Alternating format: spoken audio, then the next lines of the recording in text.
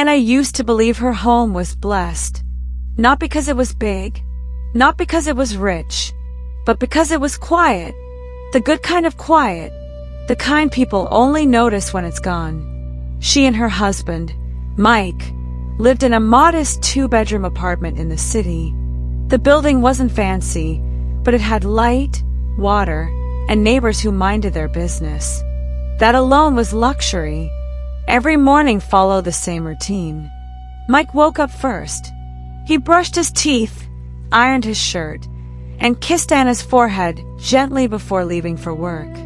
Anna woke up later, made breakfast, and played soft music while cleaning. They weren't perfect, but they were peaceful. Arguments came, but they didn't sleep angry. Money was tight sometimes, but laughter filled the gaps. Peace lived there, until one random Tuesday evening. Anna stood in front of the mirror after her bath. She turned sideways, then front, then sideways again. She frowned. When Mike entered the room, she asked casually, "Mike, do you think I've added weight?" Mike glanced at her and smiled. "That's not weight," he said. "That's evidence that my wife is eating well." Anna rolled her eyes but smiled. That answer was supposed to end the conversation. It didn't. 2 days later, Anna went out with her friend Sarah during lunch break. Sarah looked her up and down and laughed. "Madam, marriage is treating you well, oh." Anna laughed too, but later that day, she checked her old pictures on her phone. She sighed. "That night, during dinner," she said, "there's a gym near my office." Mike nodded. "Okay, I think I want to sign up." Mike didn't see danger. Gym meant health. Health meant long life. Long life meant more years together. So he said the most dangerous word a husband can say. "Sure." Anna joined the gym on Monday. Her first day was chaos. She wore leggings that were too tight and a shirt that kept rolling up. She didn't know the names of the machines and nearly fell off the treadmill. When she got home that evening, she collapsed on the bed. "My whole body is paining me," she groaned. Mike laughed. "That's exercise." She slept early. Peace remained. Dinner time changed. Anna started coming home late. "I stayed back to stretch," she explained. Stretch. Mike didn't question it. She stopped eating rice at night, started boiling food, started reading labels. One night, she looked at Mike's plate and sighed. "Do you know how many calories that oil has?" Mike paused mid-chew. "This oil is older than our marriage," he said. "It hasn't killed me yet." Anna didn't laugh. Gym became a full topic. "My gym friend said this. The instructor said that. My trainer says consistency is key." Mike noticed one thing. Every advice now came from outside the house. One night, he asked gently, "This trainer, what's his name?" "Leo," Anna said casually. Mike nodded. He didn't know why the name stayed with him.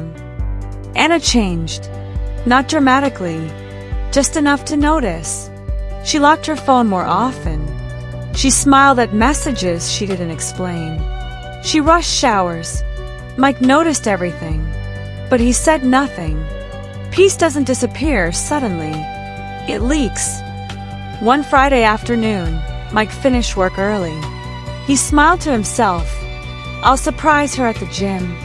He bought 2 cold bottles of water, practiced a friendly smile in the car mirror. He wasn't angry. He wasn't suspicious. He was just curious. The gym was loud. Music blasted. Weights dropped. Sweat filled the air. Mike stepped inside, scanning faces. Then he saw Anna. She was on a mat, one leg raised high.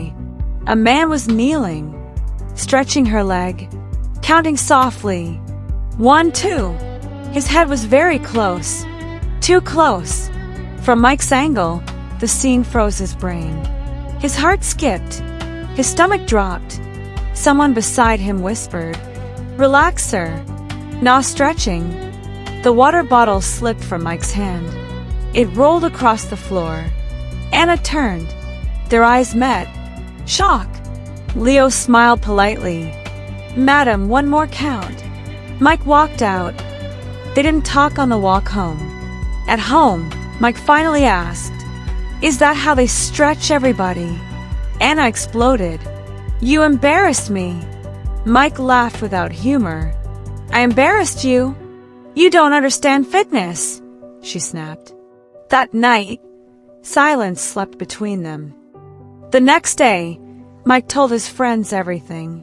They laughed like it was a comedy show. One said, "That's how Jim is, oh." Another said, "Trainer Dawn collect your wife?" Another said, "Bro, Jim is dangerous." Then one friend leaned in. "You need your own gym." Mike frowned. "My own gym?" "Yes." Balance the equation. Mike thought about Leo. He signed up the next day. That night, Mike lay awake. His body was still soft. His mind was not. One thought repeated in his head. If Jim entered my marriage, then I'm entering Jim too. And that was how two Jims entered one peaceful home.